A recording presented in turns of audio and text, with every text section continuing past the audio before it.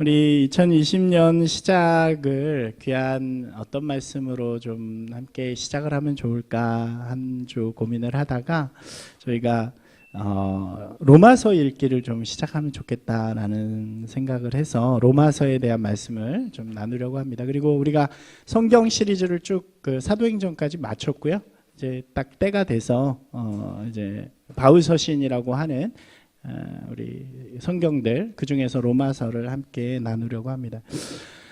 우리가 보면 기독교 역사 가운데서 가장 큰 영향력을 가진 사람이 누구인가 라는 질문에는 아마 대부분의 사람들이 바울을 이야기할 수 있을 것 같습니다. 기독교라는 종교는 예수 그리스도를 통해서 시작되어진 것이죠.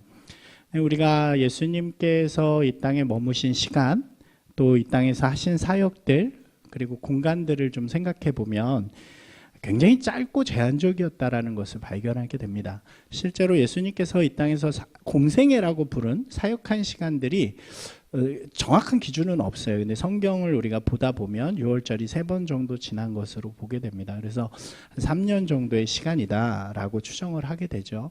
그리고 공간도 보면 그 예루살렘과 유다 지역과 또 위쪽으로 가면 갈릴리 지역, 그리고 그 근처 근방 지역들, 우리가 팔레스타인이라고 부르는 그 지역 외에 그 이상을 떠나가신 적이 없으시죠.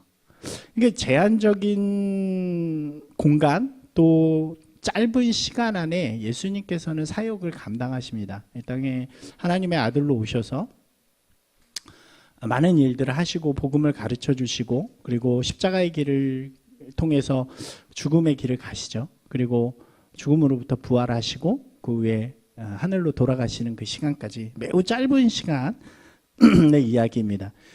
성경도 보면 딱 4권만이 예수님에 대해서 이야기를 하고 있잖아요. 행적에 대해서. 근데 그 4권도 이렇게 겹치는 부분들이 많고, 그러니까 내용상으로 보면 그렇게 많지 않아요. 예를 들면 뭐 불경이라든가 뭐 이런 거는 우리가 아는 것처럼 8만 대장경 뭐 이러잖아요. 근데 그런 것처럼 방대한 기록도 아니고 성경 전체도 66권이라는 많지 않은 책이라고 할 수 있습니다. 그런데 그럼에도 불구하고 신기한 것은 그 예수님의 복음이 그 자리, 국한되고 제한된 자리, 짧은 시간에도 불구하고 그 자리에 머무는 것이 아니라 그 시대를 지배하던 로마의 전역으로 퍼져나가기 시작하죠. 그리고 그 로마를 마침내 무너뜨리고 변화시키는 능력이 되어집니다. 그리고 그 이후에 세계 역사를 이끄는 귀한 가치, 그것이 바로 기독교, 그리스도교가 됩니다. 그러니까 기독교가 그렇게 될 수 있었던 것은 예수님께서 사역하시는 동안 그의 가르침을 이제 그냥 선포한 것이 아니라 매우 정돈되고 잘 훈련된 제자들을 세우셨다는 거죠. 그리고 그 제자들을 통해서 그 다음 세대를 준비하도록 만드십니다.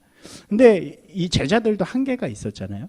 그들도 다 이스라엘 사람들이었기 때문에 가진 한계들이 있었고, 그것을 위해서 특별히 선택된 사람이 바로 바울이라는 인물이었습니다. 바울은 성경의 이야기하기를 이방인들, 다른 사람들을 위해서 선택되어진 사도다라고 이야기를 하죠. 바울이 예수님을 만나고 회심하게 된 다메섹의 사건에서 그 이야기를 정확하게 합니다.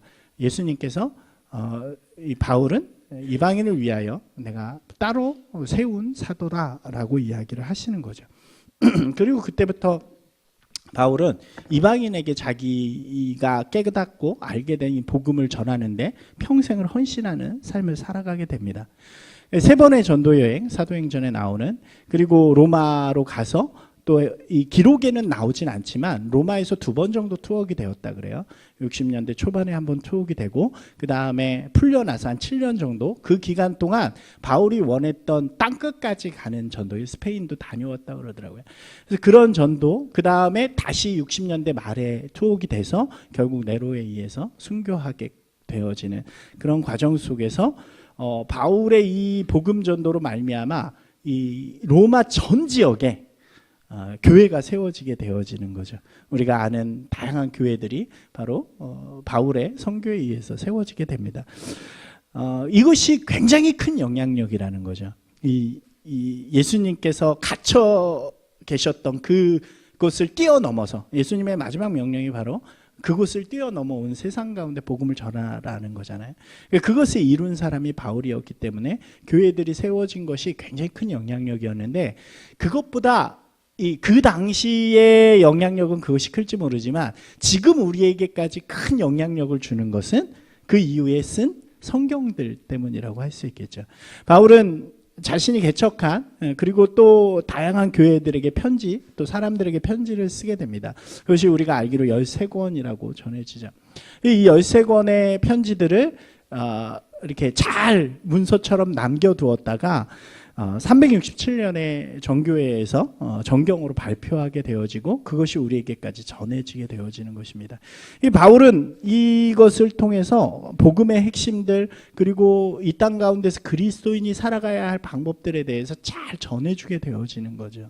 이것이 어떻게 보면 가장 큰 영향력이 아닐까 하는 생각이 들게 됩니다. 우리가 오늘부터 보려고 하는 이 로마서도 역시 바울이 로마 교회에 보내는 편지이죠. 이 로마서는 기독교 역사 가운데 가장 큰 영향력을 가진 책이라고 전해져요. 왜 그러냐면 이 종교 개혁을 했던 많은 사람들, 초기에 어거스틴부터 시작해서 그다음에 우리가 잘 아는 칼빈, 이 마틴 루터, 그다음에 칼빈, 그 다음에 웨슬리와 같은 종교 개혁자들이 다 이 로마서를 읽다가 굉장히 큰 변화를 가지게 됩니다. 그리고 이 로마서를 통해서 복음을 변증하는 그런 일들을 시작하게 되어지는 거죠.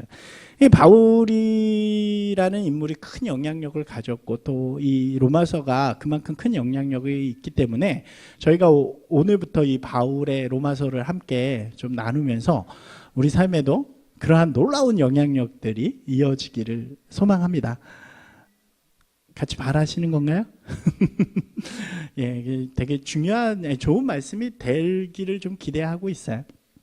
우리가 성경을 이해할 때 오늘은 좀 서론적인 이야기를 할 텐데, 성경을 이해할 때 매우 중요한 것 중에 하나가 누가 썼느냐라는 것이 매우 중요합니다. 누가 누구에게 그리고 어떤 상황 속에서 썼느냐가 매우 중요하다고 할 수 있겠죠. 그러니까 우리가 보통 성경은 무엇으로 쓰여졌다고 이야기합니까? 성경은 하나님의 영감으로 쓰여졌다라고 이야기하기 때문에 그게 너무 쉽게 이야기를 해요. 그래서 하나님의 말씀 이렇게만 생각하는 경우들이 많아요. 그러다 보면 좀 이해가 안 될 때가 있습니다. 왜 하나님께서 이런 말씀을 하셨을까? 왜 하나님이 이런 것들을 쓰셨을까라는 것이 이해가 안 될 때가 있죠. 근데 그것을 조금 더 깊게 우리가 이해하기 위해서는 이 쓴 사람 또 받는 사람, 그 다음에 그 상황이 어떤 상황인가를 우리가 잘 이해하면 그 말씀이 통으로 좀 들어오게 되는 경우들이 있어요. 그러니까 우리가 성경을 이해할 때 제일 중요한 것은 이 큰 줄기를 먼저 이해하고요. 그 다음에 속으로 들어가서 그 내용들을 이해하는 것이 매우 중요하다고 할 수 있습니다. 로마서도 마찬가지죠. 우리가 로마서뿐만 아니라 이제 바울서 신들을 함께 계속 나눌 텐데, 하기 전에 우리가 그러면 바울이라는 사람이 어떤 인물인가라는 이야기를 잠깐 먼저 좀 해드리려고 그래요. 성경은 바울이 가진 특징에 대해서 우리에게 한 4가지 정도의 정보를 제공해 줍니다. 첫 번째로는 그가 유대가 아닌 이방인 땅에서 태어난 헬라파 유대인이라는 거예요. 한번 해볼까요? 헬라파 유대인. 이게 말이 어렵게 들리지만 쉬운 말이에요. 이스라엘에서 태어난 사람이 아니라 이방 땅에서 태어난 이스라엘인이라는 의미입니다. 그러니까 미국에서 태어난 한국 사람 뭐라고 부르죠? 재미교포? 뭐 그렇게 부르죠. 그런 사람이라는 거예요. 그가 태어난 곳은 다소라는 곳인데, 이 다소라는 곳이 어디냐면 로마 시대에 굉장히 큰 도시였다고 그래요. 학문의 중심지이고, 그 다음에 이 동양과 서양이 만나는 굉장히 중요한 중심지였고 또 문화의 중심지였기 때문에, 그리고 거기에서 굉장히 유명한 게 천막이나 세마포 같은 거. 바울이 우리 가업이 바로 그런 거잖아요. 천막 깃는 거잖아요. 그러니까 그런 곳에서 자라면서 굉장히 좋은 헬라적 교육을 받고 자란 사람이라는 거죠. 아까도 말씀드렸지만 예수님이나 예수님의 제자들은 다 어떤 사람들이에요? 이스라엘에서 태어나서 이스라엘을 한 번도 벗어나 보지 못한 그런 사람인 것에 반해서 바울은 이방 땅에서 태어나서 굉장히 그것도 로마의 아주 그 당시에 최첨단의 도시에 가장 좋은 도시 중에 하나에서 태어나서 최첨단의 교육을 받고 자란 사람이라는 거죠. 그 사람들이 바울의 눈에는 외국인들이 굉장히 일반적이었던 거예요. 이게 그렇죠. 우리나라가 좀 그렇잖아요. 우리나라는 좌로 봐도 한국인, 우로 봐도 다 한국인이잖아요. 제가 호주에 갔을 때 잠깐 보니까 거기는 다 달라요. 흑인부터 백인, 뭐 황인, 뭐 세계 종족들이 다 있으니까 그게 처음에는 신기했는데 좀 지나니까 굉장히 익숙해지더라고요. 다시 우리나라에 오니까 우리나라 사람만 익숙해지죠. 이렇게 되면 외국 사람이 지나가면 어때요? 뭐 이렇게 안 그러신가요? 글로벌한 시대에 살고 있어서. 근데 바울은 그런 낯섦이 없었다는 거죠. 그래서 다른 사람들을 인정할 줄 알고 다른 사람들의 문화나 생각이나 사고나 이런 것들을 잘 받아들일 수 있는, 거기다 헬라적인 문화를 잘 이해하는 사람이었다라는 것이 바울의 첫 번째 특징입니다. 두 번째로는 로마 시민권자였다는 거예요. 이거는 굉장히 큰 힘을 갖고 있는 것입니다. 그러니까 당시는 로마 지배 시대였기 때문에 로마 시민권이 하나 있으면 어디든지 갈 수 있었고요. 어디서든지 법적인 보호를 받을 수 있습니다. 그리고 이 로마 시민권이 있으면 재판을 자기가 로마에서 받을 수 있는 권리가 있는 거예요. 그러니까 어디에 가서 잘못을 하더라도 거기에 법대로 처벌받지 않을 수 있는 권리가 바로 바울에게 있었다는 거죠. 우리가 사도행전을 다시 돌이켜 보면 바울이 예루살렘에 가서도 이 권리를 잘 이용해서 이 종교 지도자들의 죽이려고 하는 그 손길로부터 잘 피하게 되죠. 그다음에 세 번째는 히브리인 중에 히브리인이라 그래요, 자기를. 이건 무슨 이야기일까요? 비록 바울이요 외국 땅에서 태어났을지는 모르겠지만, 그래서 거기에 교육을 받았을지는 모르겠지만 자기의 정체성을 뭐라고 이야기하는 거예요? 나는 히브리인입니다. 이 히브리인이 무슨 의미일까요? 나는 하나님의 백성입니다. 나는 하나님을 따르는, 하나님만을 믿는 사람입니다 라고 자기 스스로를 규정했다는 거죠. 이 세상의 많은 종교들, 또 많은 가치들, 이론들 속에서 물론 그것을 배우고 학습했을지 모르지만, 그런 곳에 노출되었을지 모르겠지만 바울 자신의 정체성은 그 가운데서도 나는 하나님을 섬기는 사람입니다 라고 하는 분명한 고백이 있었다는 거예요. 그 다음 마지막 볼까요? 마지막은 바리새인이라고 스스로를 이야기합니다. 이게 실제로 바리새인이에요. 다소에서 살다가 예루살렘으로 유학을 옵니다, 바울이. 그래서 가말리엘이라고 하는 당시 최고의 학자, 이스라엘 최고의 학자 밑으로 들어가서 공부를 하게 되고 바리새인이 되어지죠. 그리고 그 바리새인 중에서도 얼마나 높은 자리에 가냐면 공회의원이라고 하는 그 이스라엘 공동체의 결정권을 가진 많지 않은 한 70여 명 되는 그 가운데 한 명으로 뽑혀요, 젊은 나이에. 그러니까 얼마나 투철한 정신을 갖고 있었는가를 우리가 볼 수 있죠. 실제로 바울이요, 뭐 하나에 꽂히면 그것에 대해서 굉장히 이렇게 막 끝장을 보고 마는 그런 성격을 가지고 있습니다. 그러니까 이러한 네 가지 성격이 바울의 모습이라는 거예요. 그러니까 바울이 어떻게 되냐면 이 모습을 가지고 예루살렘에 있었을 때 예수라는 새로운 종교, 근데 그것이 자신이 하나님이라고 이야기하니까 이 바울의 입장에서는 그것은 없애야 할 종교가 되어지는 거예요. 그래서 예수님 믿는 사람들을 다 죽이고 다니는, 스데반을 가장 앞서서 돌로 쳤고, 그리고 멀리 도망간 사람들까지 쫓아가서 죽이려고 하는 그 마음이 된 거죠. 근데 아이러니하게도요, 그런 이 바울이 예수님을 만나게 됩니다. 그리고 예수님을 깨닫게 되고 자기가 이때까지 공부하고 알던 모든 것과 예수님의 가르치심과 예수님이 하신 일이 이렇게 만나는 역사가 일어나요. 그러니까 우리가 이 바울이 얼마나 똑똑한가를 우리가 알 수 있는 거죠. 예수님을 가다가 만났는데 예수님이 네가 박해하는 하나님이 바로 나다, 네가 박해하는 예수가 바로 나다라고 이야기를 하죠. 그러니까 바울의 입장에서 하늘에서 음성이 들리는데 그건 하나님이시거든요. 근데 그게 예수라고 이야기하는 그 순간에 내가 박해하는 이분이 예수님이구나 하고 예수님을 알게 되는 순간이 오는 거예요. 그리고 그 자기가 이때까지 알던 율법과 모든 학문이 예수라는 이름과 복음이라는 것을 통해서 쫙 해석되는 놀라운 역사들이 일어나게 되어지는 거죠. 그 시간이 한 10여 년 걸려요. 성경에는 등장하지 않지만 바울이 다시 다소로 돌아가거든요. 그러고 나서 안디옥으로 다시 오게 되죠. 그 기간이 한 12, 3년이 걸려요. 제가 생각할 때 바울은 그 시간 동안 아마 자기가 가진 지식과 예수 그리스도의 복음을 이렇게 함께 만나는, 잘 융합시키는, 우리가 요즘에 융합이라고 그러잖아요.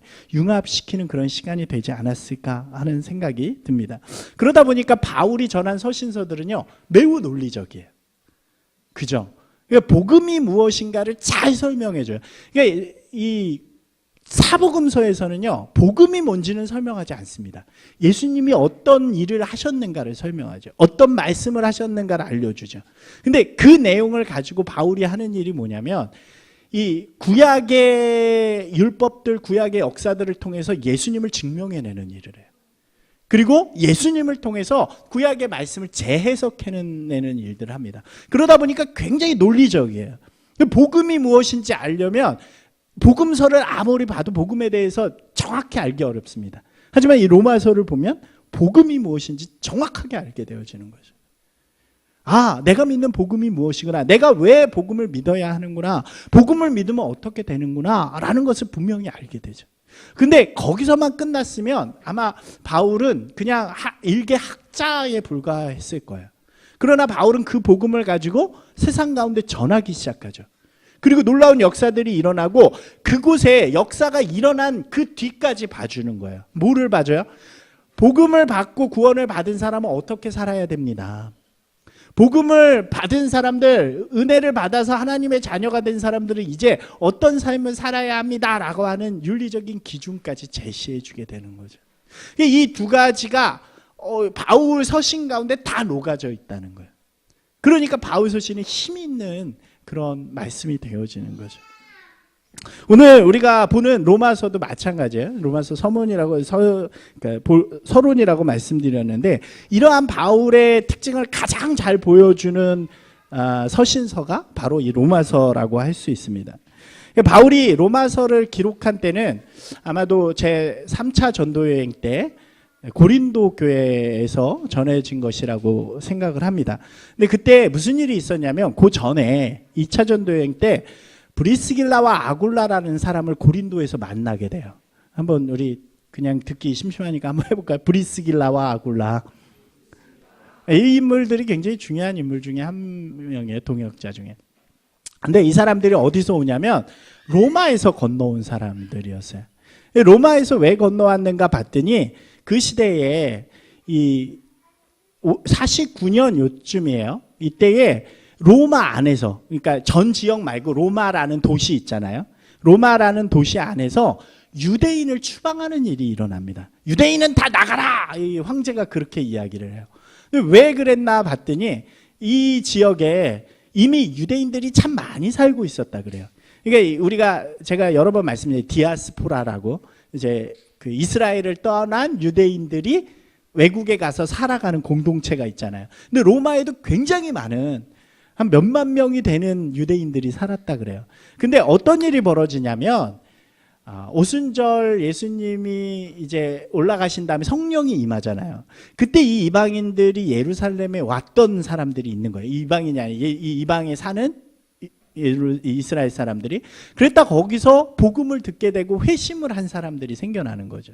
그리고 이 사람들이 다시 로마로 돌아가 가지고 그곳에서 교회를 세웁니다. 놀라운 역사죠. 별로 몰라요. 잘 모르는지만 그 사람들끼리 복음을 듣고 예수님을 믿어야 되겠다 그러고 교회를 세우고 교회에서 이제 예배를 드리기 시작하는 거예요. 근데 문제는 뭐냐면, 항상 우리 바울 얘기할 때도 했지만 바울이 항상 가는 곳에 누가 제일 괴롭혀요?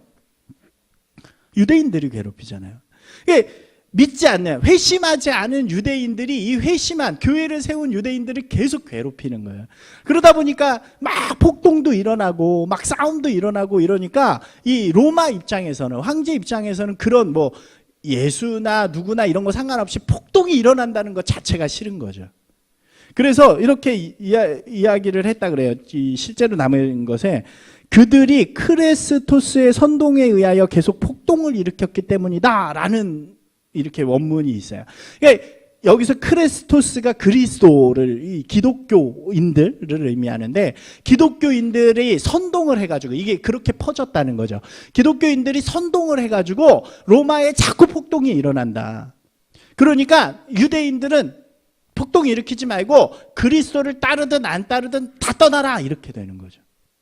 그래가지고 유대인들이 그 자리에서 다 떠나게 되는, 추방을 당하게 되는 일이 있었고, 그 중에 하나가 아까 누구요?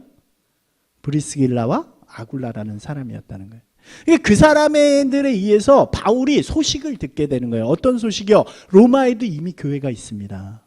여러분 생각해 보세요. 로마의 교회가 그 정도 있었어요. 10년 정도 있었어요. 처음에는 이곳에 있던 이 디아스포라에 있던 유대인에 의해서 생겨났겠지만 점점 이방인들이 생겼을까요? 안 생겼을까요? 당시의 기록들에 보면 유대 안에, 로마 안에 이방인들, 로마인들이 이 예수교를 믿기 시작한 사람들이 많아졌다 그래요. 그러니까 이 로마에 있는 교회의 구성원은 그 헬라파 유대인들과 이방인들로 구성이 되어 있었죠. 그런데 누가 다 쫓겨나요? 유대인들이 다 쫓겨나게 되어진 거예요. 그럼 누구만 남아요? 이방인들만 남게 되는 거죠. 이게 어떻게 보면 교회에 굉장히 위기가 왔다고 이야기할 수 있습니다. 그러니까 바울이 그 이야기를 들은 거예요. 아, 지금 로마의 교회가 생겼는데 거기가 참 아름답게 성장하다가 지금 이런 일 때문에 우리가 다 추방이 됐어요. 그래서 아마 이렇게 이야기하지 않았을까요? 브리스길라와 아굴라가 저희 너무 그곳이 걱정이 돼요. 남겨두고 온 우리 로마 친구들, 로마 우리 형제들, 자매들이 너무 걱정이 돼요. 그들이 잘 믿음 안에서 섰으면 좋겠어요. 라고 이야기하지 않았을까요? 바울이 그 소식을 듣고 안타까워하다가 다음에 다시 3차 전도 여행에서 고린도로 왔을 때 한 3개월 정도 머물게 되거든요. 그때 편지를 쓰게 되는 거예요. 로마 교회에 편지를 씁니다. 그러면서 내가 여러분들에게 편지를 쓰고 있는 이유는 가고 싶어서예요. 그래서 제가 여러분에게 가고 싶은 이유가 있어요. 편지 쓰고 싶은 이유가 있어요. 라고 하면서 3가지의 이유를 우리에게 오늘 말씀을 통해서 이야기를 해주게 됩니다. 한번 볼까요? 첫 번째는요, 한번 같이 읽어보겠습니다. 로마의 성도들이 교회 안에서 견고해지도록 돕기 원합니다. 바울이 그렇게 이야기하는 거예요. 11절 말씀입니다. 내가 너희 보기를 간절히 원하는 것은 어떤 신령한 은사를 너희에게 나누어 주어 너희를 견고하게 하려 함이니 라고 이야기하죠. 그러니까 바울이요, 지금 자신이 가지고 있는 은사를 로마 교회에게 나누어 주고 싶다고 이야기하는 거예요. 이 은사는 뭘까요? 바울이 가진 은사는요, 복음을 잘 전해주는 거예요. 그죠? 복음을, 자기가 깨달은 이 복음을 잘 전해줘서 지금 반석 위에, 로마 교회가 반석 위에 서는 교회로, 어떤 풍파에도 흔들리지 않는 교회로 견고하게 세워지게 하고 싶은 마음에 제가 여러분에게 편지를 쓰고 가고 싶은 거예요. 라고 이야기를 하는 거죠. 여러분, 바울의 교회 개념 속에요, 이게 너무나도 중요해요. 바울의 교회 개념 속에는요, 뭐가 없냐면 내 것과 내 것이 없습니다. 바울이 내가 교회를 많이 개척했잖아요. 굉장히 많이 했잖아요. 그럼에도 불구하고 그 어느 교회에서도 자기의 주장을 내세우지 않아요. 자기의 권리를 내세우지 않아요. 반대로 이렇게 개척하지 않은 교회라고 해서 신경 안 쓰거나 그러는 것이 아니라 그곳에도 내가 할 수 있는 것이 있다면 돕고 싶다라는 마음을 굉장히 많이 가져요. 이게 굉장히 중요한 바울의 교회 개념이죠. 그러니까 바울의 입장에서 로마 교회는 어떤 교회가 돼야 돼요? 견고한 교회가 되어줘야 되는 거죠. 우리가 한번 생각해 볼게요. 지금 로마 교회가 문제가 생겼잖아요. 이 문제로 인해서 로마 교회가 갖는 약점이 있습니다. 어떤 약점이 있을까요? 2가지 약점인데요. 하나는 복음의 이해도가 너무 낮은 거예요. 그러니까 예수님을 믿는다, 예수님을 믿으면 구원을 얻을 거야 라는 것은 알아요. 근데 지금 유대인들도 다 떠난 상태에서 그 배경도 아무것도 모르는 거예요. 그러니까 모여서 할 수 있는 일은 예수님 믿으면 돼. 예수님 하나님의 아들이야. 예수님 우리 위해 죽으셨어. 이거밖에 모르는 거죠. 왜 복음이 어떤 과정을 통해서 이렇게 되었는지 모르는 거예요. 그죠? 또 하나의 약점은 뭐냐면 윤리 기준이에요. 이들이 가진 윤리 기준은 뭐였을까요? 여러분, 이들은요, 로마 사회에 살기 때문에 로마 사회의 기준으로 살아가는 사람들이에요. 그런데 이들의 기준과 하나님 나라의 기준이 좀 다르잖아요. 우리가 이렇게 보는 것처럼 로마가 굉장히 좀 타락한 그런 곳이었잖아요. 그들이 알지 못하는 거야. 하나님 나라의 기준이 무엇인가, 하나님 나라의 백성은 어떻게 살아야 하는가에 대한 기준을 갖지 않았다는 거죠. 이게 그들이 가진 굉장히 큰 약점 두 가지였다는 거예요. 바울은요, 자기가 가진 은사를 통해서 이것들을 견고하게 만들어주는 일을 하고 싶다라고 이야기를 하는 거예요. 그래서 이 로마서를 보면 이 두 가지의 이야기를 다룹니다. 1장부터 10장까지는, 11장까지는요, 복음이 무엇인가를 길게 설명을 해주는 거예요. 여러분, 다른 어떤 서신보다도 이 복음에 대한 내용은 로마서에만 잔뜩 들어있어요. 로마서에 제일 강하게 들어있습니다. 그 이유가 뭐냐면 다른 곳은 바울이 가서 이미 가르쳤던 거예요. 복음이란 이런 거야. 그러니까 나중에 좀 정리해서 주면 되지만 여기는 어때요? 몰라요. 그러니까 처음부터 자세하게, 야, 인간은 이런 죄를 졌어. 그것은 유대인이나 헬라인이나 상관없이 모든 자들이 죄 가운데 있다는 것을 의미하는 것이야. 그렇기 때문에 죄 가운데 있으면 다 심판을 받을 수밖에 없어. 이것은 하나님이 약속하셨던 것이야. 하지만 그 죄를 위해 한 분 예수 그리스도께서 오셨다. 이거를 긴 장에서 설명을 하는 거예요. 그러니까 우리가 복음을 잘 모르고 복음에 대해서 막 흔들림이 있을 때 뭘 보면 좀 견고해져요? 이 로마서가 그래서 중요하다는 거죠. 그리고 나서 거기서만 끝나는 것이 아니라 12장부터는 이 윤리 기준에 대해서 이야기해줘요. 야, 이제 구원에 대해서 알았지. 이제 복음에 대해서 알았지. 복음으로 구원받은 사람은 새 사람이 되는 거야. 그러니까 새 사람은 어떻게 살아야 할까요? 여러분, 하나님의 뜻에 합당한 사람, 하나님의 뜻을 분별하는 사람이 되십시오. 그러면서 쫙 정리를 해주기 시작하는 거예요. 그것이 바로 견고한 삶이 되어진다는 거죠. 여러분, 우리도 마찬가지 아닐까요? 우리가 견고하게 선 신앙인이 되기 위해서는요, 이 두 가지가 우리 가운데 분명해야 돼요. 여러분 가운데 복음의 분명한 의미, 복음의 분명한 뜻이 여러분 마음 가운데 분명히 새겨져 있으신가요? 이것이 흔들리지 않을 때 우리는 견고한 신앙인이 되는 거예요. 우리가 이게 옛날에, 요즘은 신천지가 제일 유명한 거지만 옛날에는 복음파, 구원파가 굉장히 이렇게 이슈가 된 때가 있었어요. 근데 그 사람들이, 이 기독교인들, 또 신천지나 이 사람들이나 공격하는 건 누구냐면은 기독교인들이에요. 기존 성도들. 근데 어떻게 하냐면, 지금 신천지는 이렇게 하잖아요. 여러분 뭐 성경에 대해서 아십니까? 뭐 두 뿌리를 아십니까? 뭐 이렇게 시작을 하는데, 구원파는 그렇게 안 해요. 눈을 똑바로 보고요. 제 눈을 똑바로 보세요. 구원 받으셨습니까? 이렇게 물어봐요. 여러분, 좀 안 보고 물어보면 대답할 수 있을 것 같은데, 이렇게 눈을 똑바로 보고 구원 받으셨습니까? 그래도 우린 자존심이 있으니까 뭐라고 대답해요? 그렇지, 네. 그러면 뭐라고 물어보냐면, 그 다음에 언제 받으셨습니까? 이렇게 물어봐요. 그러면은 그때부터 당황하죠. 내가 구원을 언제 받았지? 몇 월, 며칠 날, 몇 시에 받으셨습니까? 이렇게 물어보는 거예요. 그럼 그때부터 흔들리기 시작하는 거죠. 여러분, 우리 안에요, 복음에 대한 분명한 기준, 복음에 대한 분명한 해석, 복음에 대한 분명한 고백이 없으면 내가 아무리 교회를 다녀도요, 그래서 그런 거에 신경 쓰지 않고 다니다가 어느 순간, 위기의 순간, 혹은 나의 지적인 어떤 것을 흔드는 그 순간이 오면 헷갈릴 수 있는 거예요. 균열이 찾아올 수 있는 거예요. 그래서 자꾸 신천지나 이단으로 넘어가게 되는 거예요. 여러분, 이 시대에는 뭐가 그 문제였냐면, 제가 이 서신할 때마다 말씀을 드리는데, 유대주의자들이 제일 문제였어요. 유대주의자들은 무엇을 갖고 이 사람들을 흔들었을까요? 율법이죠. 이렇게 지금으로 따지면 이럴 것 같아요. 제가 이거는 상상해내는 거예요. 딱 구원받아요. 하나님의 자녀 되었습니까? 그때 이 사람들이 우리처럼 네, 그러겠죠. 그럼 율법에 대해서 아세요? 왜? 그게 뭡니까? 하나님의 백성이라면서 그런 것도 모르십니까? 하나님의 백성이 되었으면 반드시 지켜야 할 법이 있습니다. 율법입니다. 할례 받으셨습니까? 예? 그게 뭐죠? 하나님의 백성이 되었는데 할례도 안 받으셨어요? 이렇게 이야기하는 사람들이 있었다는 거예요. 그러니까 사람들이 다 넘어가는 거예요. 다 예수 그리스도를 믿고 구원받았다고 막 좋아하고 이렇게 신앙생활 하던 사람들이 이 유대주의자들이 와가지고 하는 한마디 한마디에 그냥 넘어가 버리는 거예요. 바울이 그것을 서신서마다 굉장히 경계해요. 그러면서 갈라디아서에서는 심지어 이 다른 복음, 그건 잘못된 복음, 그렇게 강하게 비판까지 하죠. 그러면서 바울이 이야기하는 거예요. 바울이 이 복음에 대해서 정확하게 이야기를 해주는 거예요. 흔들리지 마라. 우리의 구원은 누구로부터다? 예수 그리스도로부터다.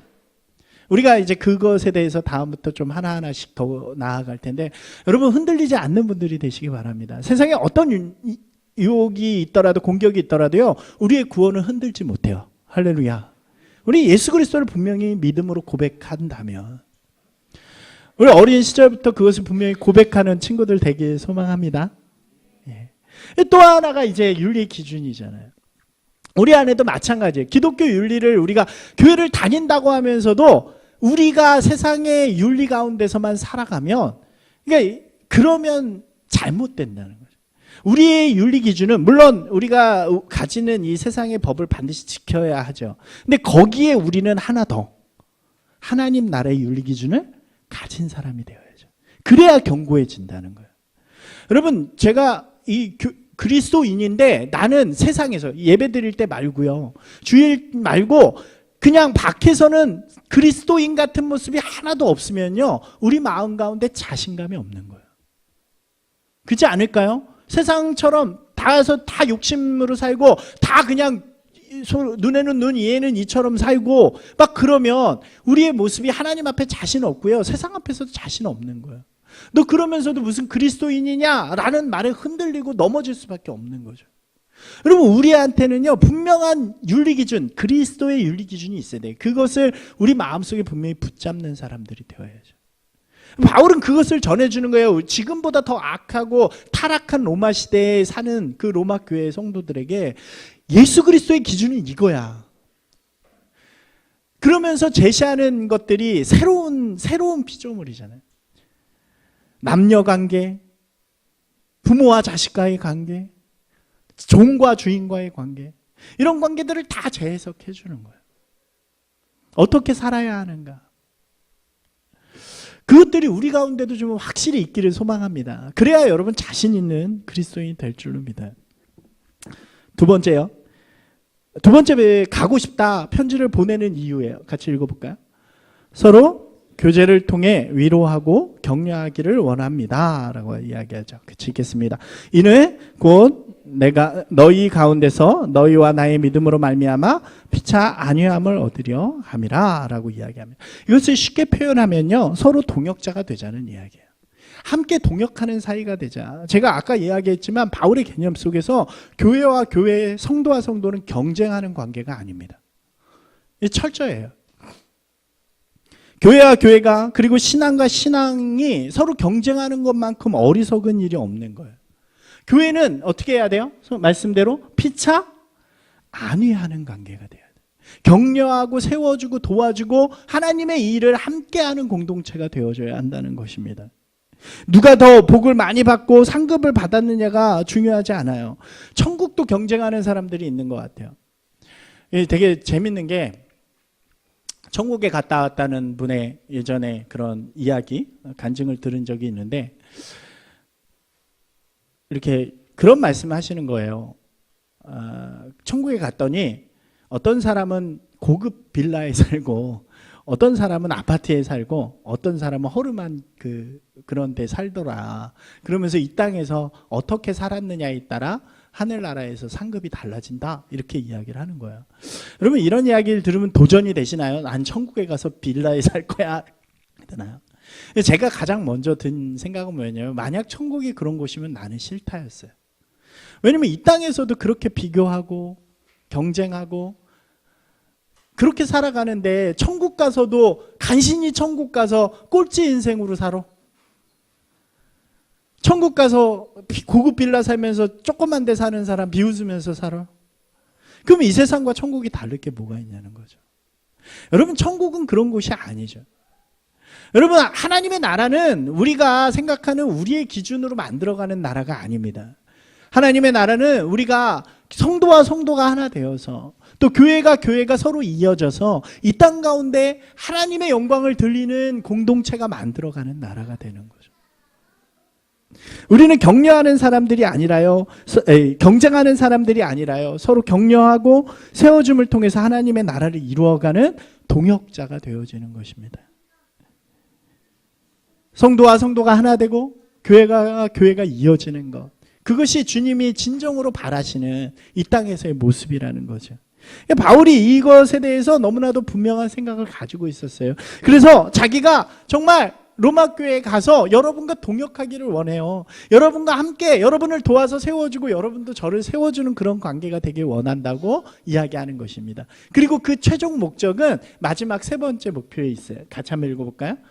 로마 교회를 통해 이방인들에게 복음을 전하기를 원합니다. 읽겠습니다. 형제들아, 내가 여러 번 너희에게 가고자 한 것을 너희가 모르기를 원하지 아니하노라. 이는 너희 중에서도 다른 이방인 중에서와 같이 열매를 맺게 하려 함이로되 지금까지 일이 막혔도다. 바울의 목적은 로마 교회를 통해서 복음을 전하는 거예요. 이것에 대한 것은 뒤에 다시 한번 바울이 언급을 하게 됩니다. 우리가 생각을 해보면요, 바울이 3번의 전도 여행을 했잖아요. 그러니까 지금 이 시점에, 거의 마무리되는 시점에 보니까 아시아, 또 갈라디아, 마게도냐, 아가야까지 안디옥부터 로마에 이르는 전역에 복음을 다 전한 거예요. 물론 세세하게는 아니지만 그 지역적으로 보면 다 전한 거예요. 어디가 베이스 캠프였어요? 안디옥 교회가 베이스 캠프였어요.